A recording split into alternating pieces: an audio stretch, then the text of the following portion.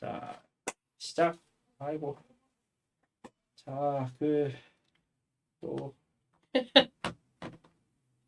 4회차의 날이 밝았습니다. 4회차 와. 시작했고요. 오늘은 6품이랑 7품이죠. 엄청 빠르게 나가는 속도예요. 아, 펜을 드려야지. 옆에서 계속 어필하는데. 기분이 좋아서 얘기하는 줄 알고. 감사합니다. 흐름 끊고 가기. 자, 오늘은 쌤과의 대화 이야기를 먼저 해봐도 좋을 것 같아요. 오늘 잠시 스터디가 있기 전에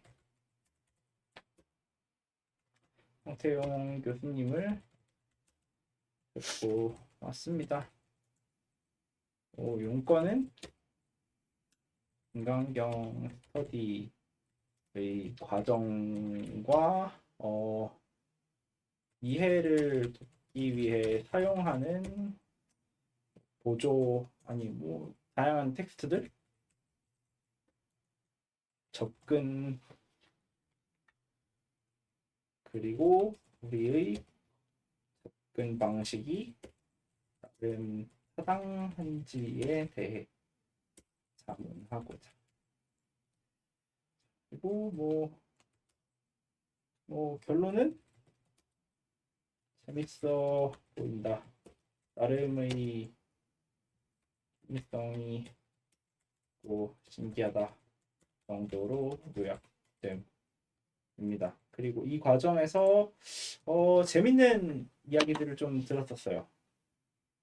한번 공유하면 좋겠다 싶은 이야기들이 있었는데요. 첫째로는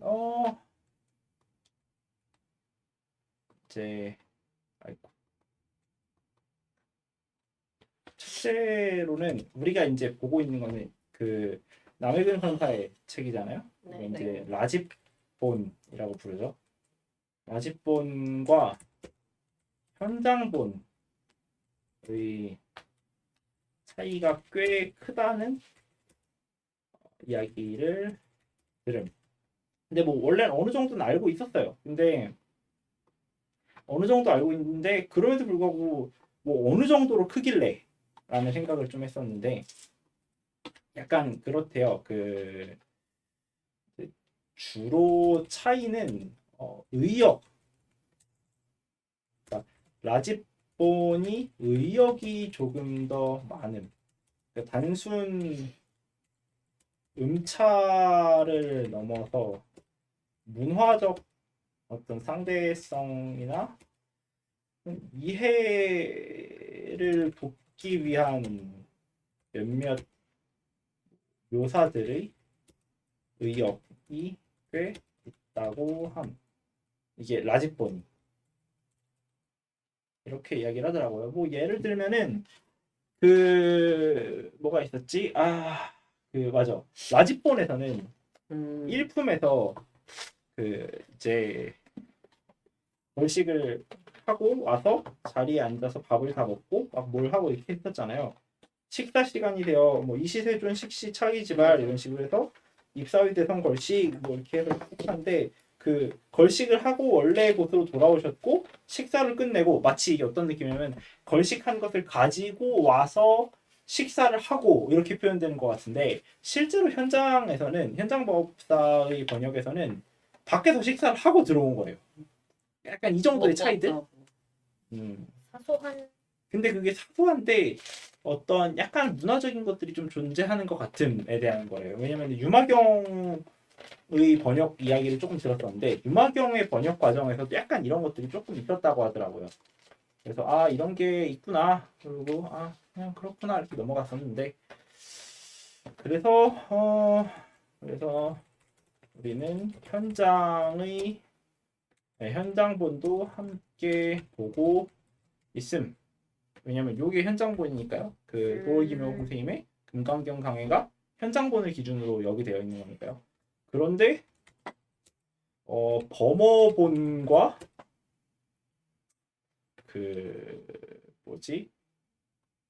뭐지? 그쵸.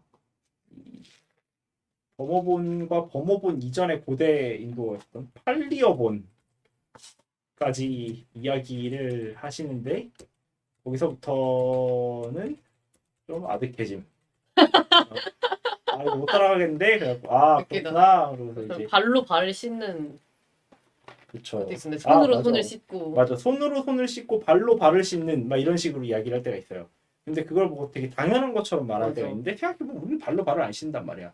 그리고 발도 손으로 많이 씻잖아요. 근데 뭐 그 얘기 들으면서 한마디 하고 싶었는데 저도 집에서 좀 귀찮으면 그냥 샤워기 틀어놓고 발로 발 씻는데요. 근데 저도 발을 씻자로 발을 씻긴 하는데. 그러니까 근데 그러니까 어쨌든 그런 문화적 차이로 뺀 말들도 이제 라지번에는 있는데 현장본이 좀 더 직역이 많다 이런 말씀하셨던 그렇죠. 걸로. 아무래도 조금 더 그런 것들이 있다더라. 이런 이야기를 해주셨고요. 잠시만요. 그리고 또 두 번째는 그 이건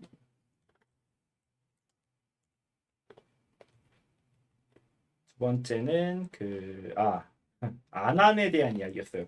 그러니까 부처님의 10대 제자에 대한 이야기. 10대 제자에 대한 이야기.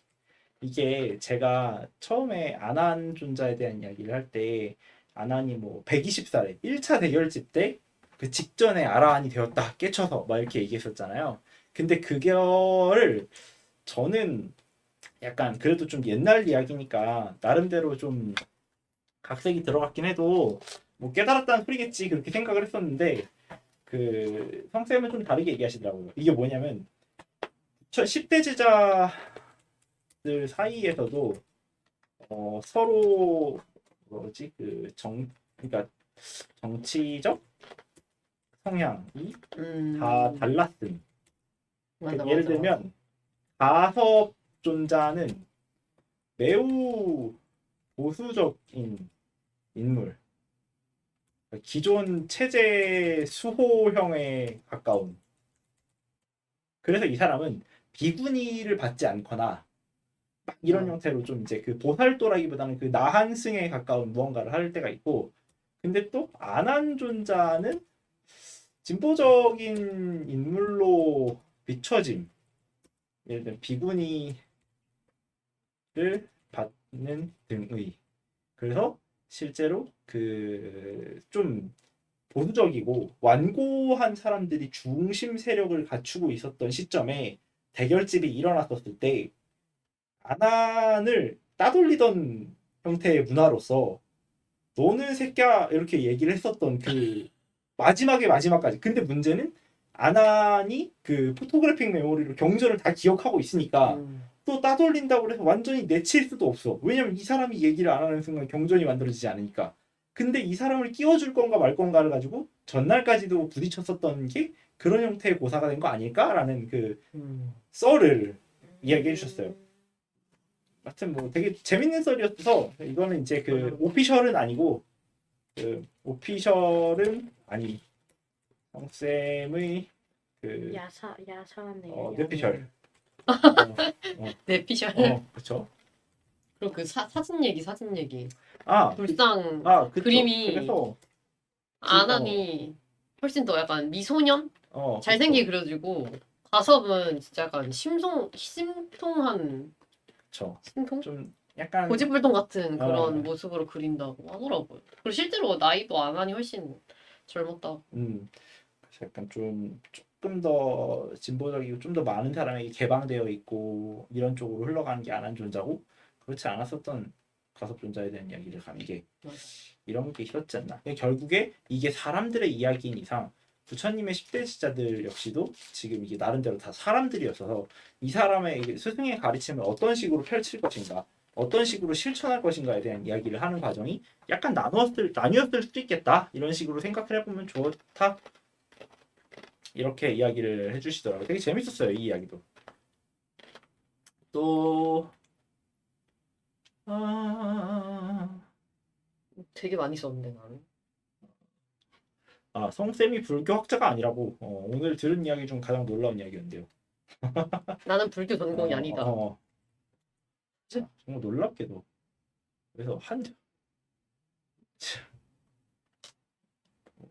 한학을 연수했다거든요.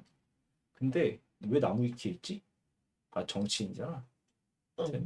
이분은 작가파일이 맞긴 맞는데. 네, 작가파일 맞는데 이게 아마 그대로 안 들어가고 S24 밖으로 튕길 거예요. 왜 그런지 모르겠는데. 뭐야? 뭔데?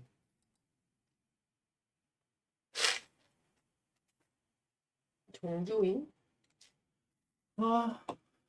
동양사상 강의, 서유기, 유마경, 불교 강의 다 불교 책밖에 안 쓰고 있는데 심지어 불교학 내에서 되게 유명하신 분인데 본인이 맞아. 한학 유학이라고 하니까 너무 충격 먹은 거야. 15년 동안 나는 불교로 뭔가 이제 그게 쌓이신 분인 줄 알았는데 너무 당당하게 내 전공이 불교 아니야. 그러니까 멋있었어. 역시 얼굴에 철판을 좀 깔아야 된다. 그래서 보니까 왜 그렇게 얘기하냐면 그 불교를 전공을 하고 불교가 본진인 사람들은 되게 좀 고리타분한 형태의 해석들을 할 때가 되게 많대요. 그러니까 말대로 어떤 틀을 벗어나서 새롭게 바라보는 형태의 해석이 좀 어려울 때가 많은데 자기는 뭐 잘 모르니까 대충 덤빈다고 이걸로도 덤벼보고 저걸로도 덤벼보고 하면서 그래갖고 되게 재밌고 좀 신기한 이야기를 할 수 있다고 하는 거예요. 그래서 생각해보면 우리도 그러고 있단 말이죠. 이상한 거 다 갖다 끼워넣어갖고 막 하고 있으니까. 그래서 오늘 그분도 이제 웹소설을 되게 많이 보셨었고 1세대 판타지 소설을 계속 봤었으니까 드래곤 라자의 그 나는 단수가 아니다의 이야기를 단수가 아니다에 대한 이야기를 하면서 뭐 그때 이렇게 했었잖아요 라고 하니까 이제 그때 좀 기억하셔가지고 되게 재밌게 이야기를 했었거든요. 하여튼 뭐 그 21세기에는 21세기에 걸맞는 형태의 새롭고 참신한 불교의 해석과 접근이 있어도 좋아 보임 정도를 느꼈어요. 그리고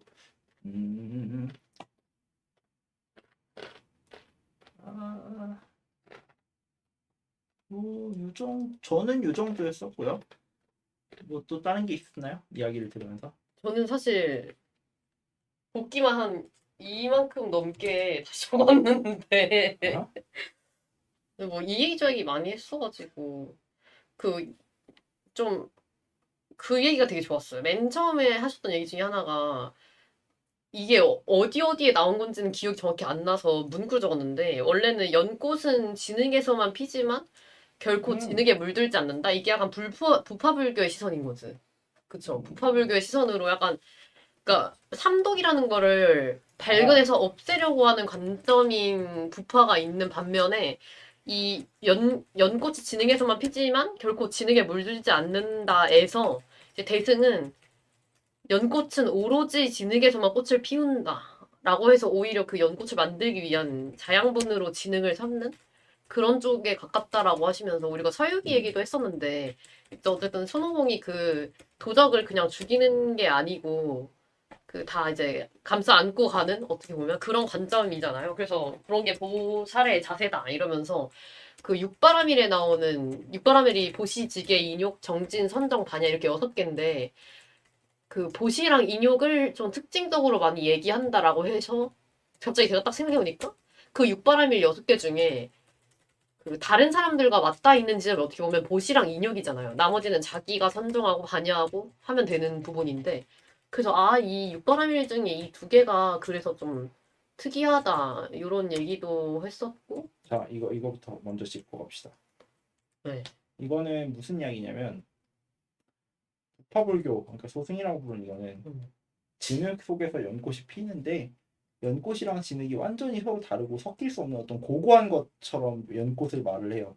근데 대승불교가 지향하는 방식은 뭐냐면은 그 연꽃이라고 하는 게 어떤 수행승의 삶이라고 얘기를 한다면 어떤 깨달음이나 보리에 대한 그런 각성이라고 얘기를 한다면 그것들을 수행승들은 이제 떨어져서 살고 다른 존재로 살고 이렇게 해서 얻으려고 하지만 대승불교는 어떻게 얘기하냐면은 이걸 떨어져서 살 수 있는가? 그리고 실제로 그 인욕과 어떤 이 사바 세계 속에서만이 깨달음이 만들어질 수 있는 거 아니냐?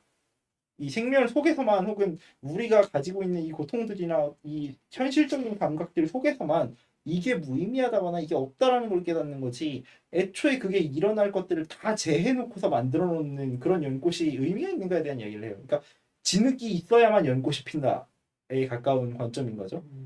뭐 그런 의미에서 이야기를 하다가 보살도 그러니까 이거를 가지고 왔었던 게 결국 보살도라는 것 그리고 대승불교라는 것이 사회 참여형 불교 운동과로 해석해도 되는가에 대해서 그렇다고 했던 것인 거죠. 그리고 그 다음에 방금 얘기했었던 그 뭐였었지? 육바라밀. 이게 육바라밀에서 나오는 건데 그 말 그대로 부파불교에서는 팔정도와 삼학 이렇게 나오잖아요. 이렇게 이야기를 해서 그 8가지 그러니까 뭐 정진, 정명 막 이렇게 얘기하는 맞아. 이런 것들과 개정해 이렇게 얘기를 하는 것들이 그 사막에서는 사회와 개인의 그 연계를 다루지 않지만 대승불교는 육바라밀이라는 개념을 통해서 바로 그 보살도가 사회 속에서 존재함을 말하는데 이것이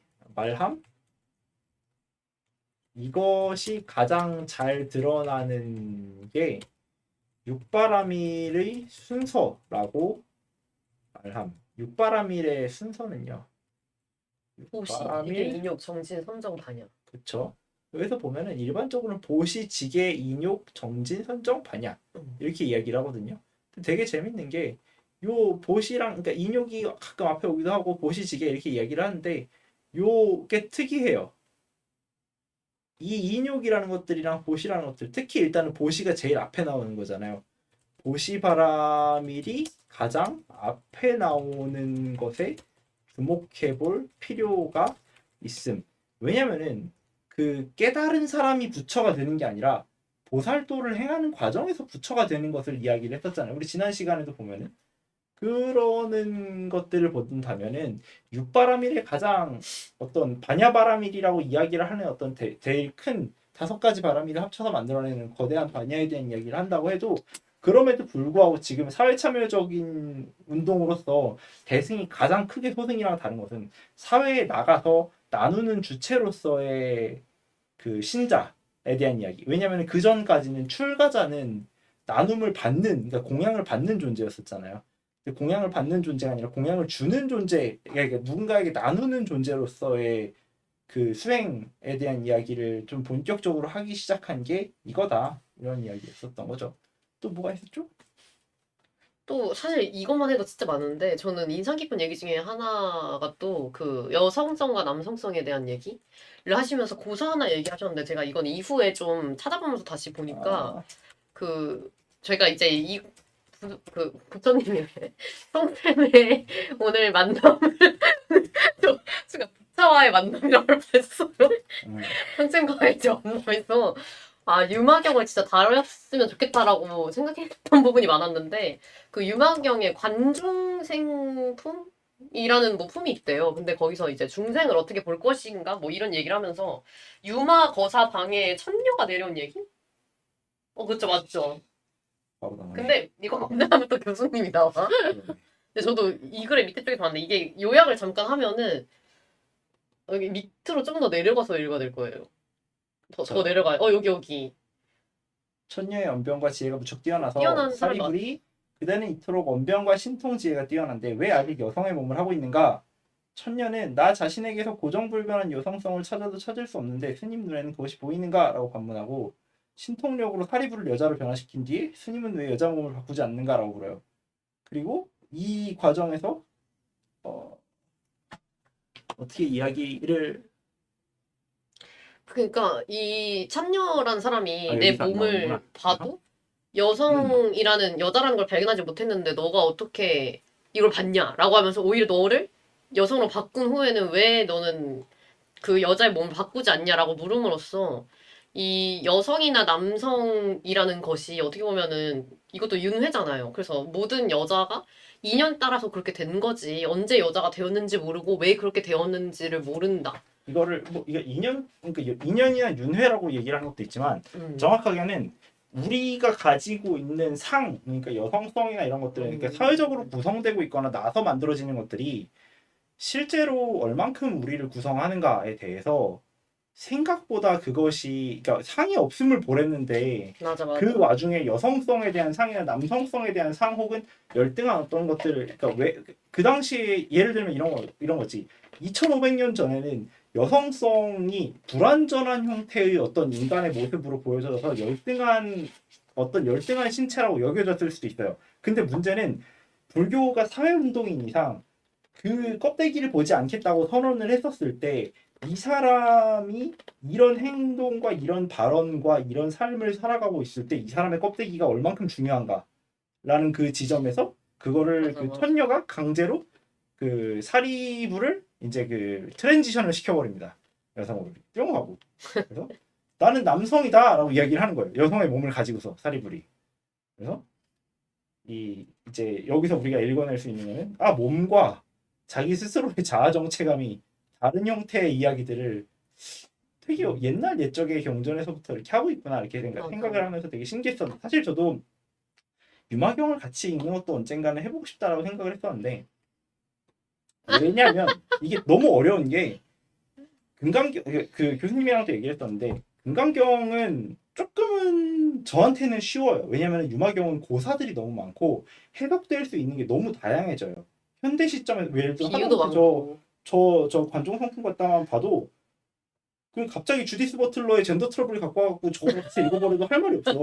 그러니까 그쵸. 너무 힐 지점이 너무 많아서 제가 제어를 못할 것 같은데 그렇기 때문에 오히려 이제 성쌤은 이제 금강경이 되게 재미없는 경전이랬거든요. 맞아 재미없지. 왜냐면 이건 되게 딱딱하고 깔끔하게 딱딱 정리가 되어 있으니까. 그래갖고 저는 오히려 여기서 제가 변주를 줄 수 있는 게 더 다양할 거라고 봐서 이걸 본 거고. 근데 만약에 끝나고 좀 재밌겠다 싶으면은 유마경은 좀 쉽게 읽는 버전 있잖아요. 그냥 좀 이렇게 그 유마경 강의가 되게 짧은 거 있어요. 이렇게 쓱쓱쓱쓱 읽으면서 오 이렇게도 얘기하는구만 이렇게 봐도 좋을 것 같아요. 왜냐면 금강경만큼 그렇게 빡세게 보지 않아도. 웃기다. 다음 스터디의 방향성이 다음 이렇게. 스터디 안 해요. 실례요. 실례요. 근데 진짜 불교가 이렇게 개방적이고 음. 타 종교와 다르게 모든 것들을 안고 가려고 하는. 근데 네. 그 직전에 안한 왕따설 있었으니까 또 그렇긴 되게 하지만 되게 껍데기에 연연하는 걸 되게 멀리 하려고 하네요. 지양하려고 하네요. 맞아요. 전체적으로. 그렇죠. 그리고 서유기의 해석에 대한 이야기를 맞아요. 했는데 이거는 약간 그냥 이거는 약간 좀 뭐라고 그럴까? 판단 유보? 뭐냐면은 그 전단공덕불과 금신나한을 연관지은 거. 연관짓고 그리고 수전승불과. 수전승불과 정단사자를 연관지어서 설명한 방식을 매우 신기하게 보시긴 했으나 이게 전단공덕불 금신나한 그리고 이게 출가자의 보살도를 보여주는 방식이죠. 왜냐면은 금신나한이라고 그쵸, 하는 건 그쵸. 나한의 경지를 이루고 맞아 있었던 맞아. 그래서 어떻게 보자면 보파불교의 수행승이었었던 삼장이 나중에 가는 과정에서 공덕을 쌓아서 보살도로서 부처가 되고 정단사자 스스로의 욕망을 이기지 못해가지고 부처를 따르되 계속 욕망에 빠지는 게 스스로의 욕망과 스스로의 야성을 이겨내서 투전승불이 되는 이 과정을 설명을 되게 잘 지어봤었는데 그래서 이거를 출가자의 보살도랑 혹은 뭐 제가자의 보살도라고 이야기를 해보고 싶었었는데 되게 신기하게 보시긴 했으나 이게 따로 어떤 뭐지 견해나 정설이 있는 게 아니어서 그냥 뇌피셜로 끝나는. 재밌다고 이야기해주고 끝. 근데 그래서 사실 뭐 이렇게 해석할 수 있겠다 이런 거지 뭐. 이때 궁금했던 게 이렇게 두 개를 읽는 방식이 저는 약간 오피셜한 그러니까 그러니까 이렇게 말하는 학자들이 되게 많은 방식인 줄 알았는데 그게 아니었던. 처음 들어본 이야기더라고요. 그리고 뭐 처음 들어보시는 것처럼 얘기를 하시더라고요. 맞아 그렇게 막 많이 그렇게 설명하는 건 아닌 것처럼 하여튼 그치? 재밌다고 하셨어요. 되게 요 해석이 되게 재밌다라고 얘기를 하셔서 신기했어요.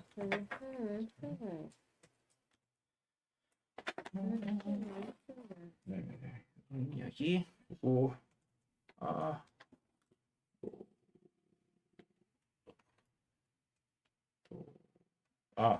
하나 우리 지난 시간에 제가 좀 대충 말했었던 것 같은데 뭔가 이번에 대화를 하면서 확실하게 됐었던 것 같아요. 그 법신, 보신, 화신에 대해 맞아. 이게 그 법신을 어떤 그러니까 인간으로서 그러니까 인간으로 비유를 들면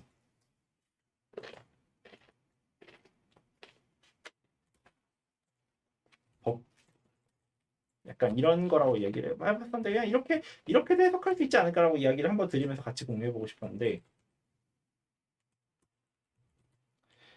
확실하죠. 확신은 뭐냐면은 눈앞에 드러난 그 사람의 외형적 모습이에요. 뭐 잘 꾸미고 드러날 때도 있고 혹은 뭐 나이가 들거나 뭐 더러워지거나 깨끗해지거나 근데 법신은 그 사람을 깊게 이해하면 알게 되는 그러니까 이 사람이라면 이런 상황에선 이렇게 말하겠지 싶은 어떤 사람에 대한 일반 의지적 이해.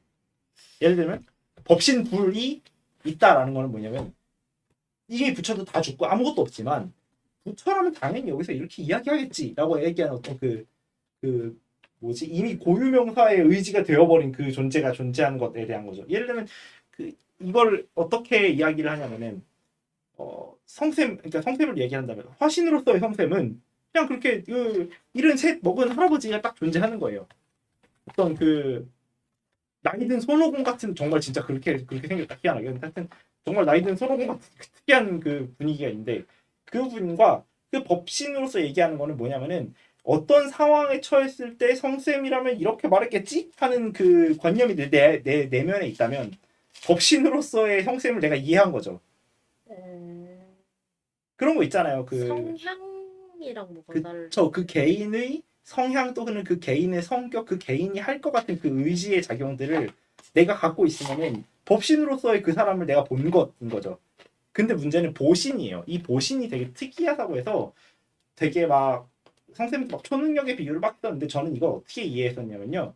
그 권능이라고 봐요. 권능. 근데 그 권능이 무슨 소리냐면 그 성쌤은 불교학계에서 되게 많이 유명하신 분이고 그리고 이런저런 사람들 데리고 막 영향력도 크세요. 그래서 자기 제자들 데리고 옛날에 템플스테이를 갔다 왔대요. 어디였었지? 직지사 막 이런 데 다녀왔대요. 그래서 가면 성쌤을 알아보니까 이렇게 해준다는 거지. 그러면 무슨 소리야? 내가 머릿속에서 딱 드러나. 아 그럼 내가 성쌤 이름을 팔면 직지사에 갈 수 있겠구나. 성쌤의 이름을 팔았을 때 만들어내는 그 권능을 내가 이해한 거잖아. 이해했어요? 그 예를 들면 영향력을 얘기하는 거네. 그 사람이 가지고 있는 그 사람의 그 법신과 화신 사이 어딘가에 있는 이 사람이라는 것들을 보여줌으로써 만들어낼 수 있는 권능 같은 거 있잖아요.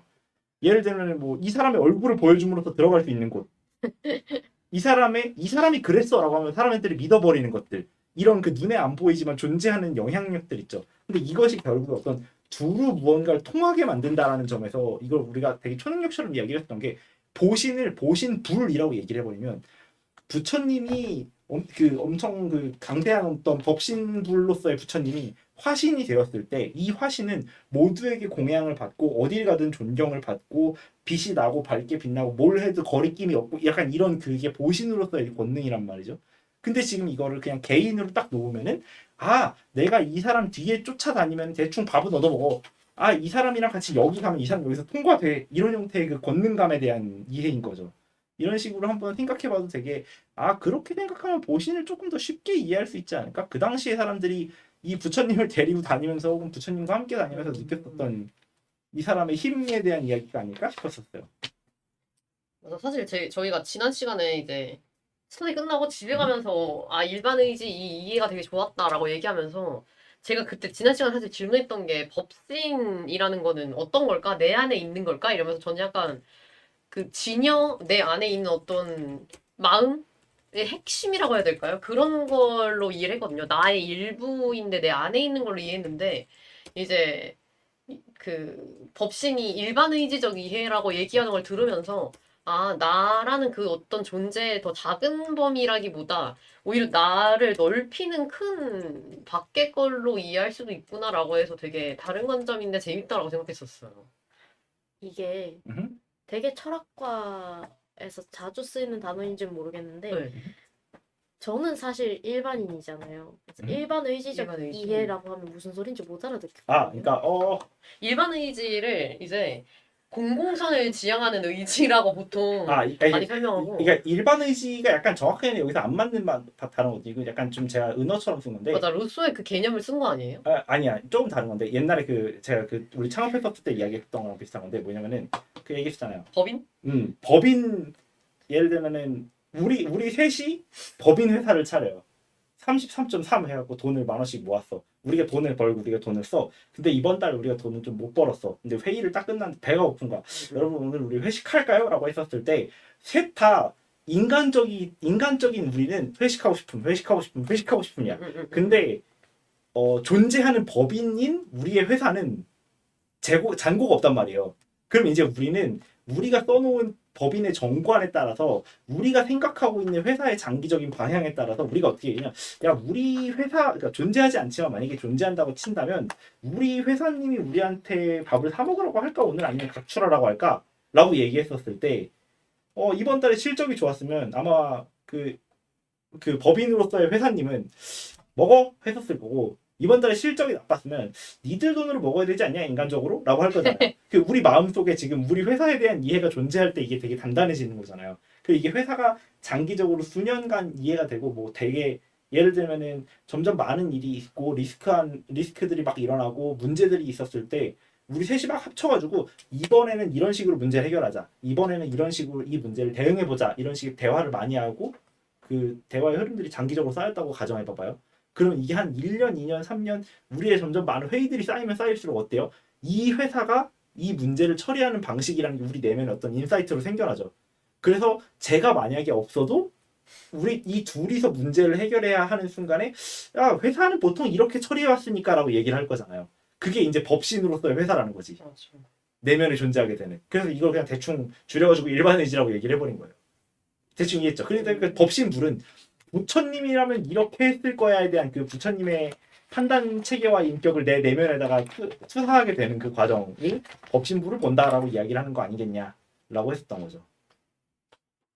경영학으로 배우는 법신불. 좋은 설명인 네. 것 같아. 자, 하여튼 뭐 이런 이야기가 있었습니다. 그래서 이렇게 이야기를 하면서 그 직지사의 성태용 쌤 이름을 대고 들어가면 나온 게 그거냐고요. 템플 스테이가 절반값인가 이렇게 얘기를 했었던 게 있었죠. 근데 좀 궁금하네요, 저도. 성함 대고 이제 가보고 싶다. 아, 그러니까 저희 이제 갑사 거기로 가면 되는 거 아니에요? 좋아요. 그러니까 뭐 될 것 같고 이렇게 하고 뭐 이후에도 또 조만간 또 만나 한 3, 4개월 뒤에 또 만나면 좋을 것 같아요. 이게 다 끝날 때쯤에 한번 이렇게 끝났어요라고 한번 좀 만나보려고 하고 있고요. 뭐 이거랑은 별개로 이제 뭐 웹소설로 철학하기 그 프로젝트에 대해서 한번 연락을 드리고 뭐 또 보고 있는 소설들을 교류하고 그랬었고. 전 지능 떨어지는 웹소설밖에 안 봐서. 아 그분도 보는 웹소설 공유했는데 다른 세계에서 주워 왔습니다 나오는 거 보고 씨.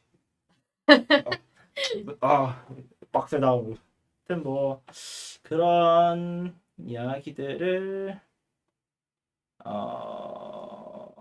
했었습니다. 뭐 아상, 임상, 중생상, 수자상은 사실 우리가 이미 충분히 많이 다녔었으니까 그럼 일단 넘어가도 될 것 같고요. 뭐 요 정도였었습니다. 요게 이제 이전에 할 만한 이야기였었고요. 이제 그 잠깐 여기다가 중단을 해놓고 이제 본문을 읽어보죠.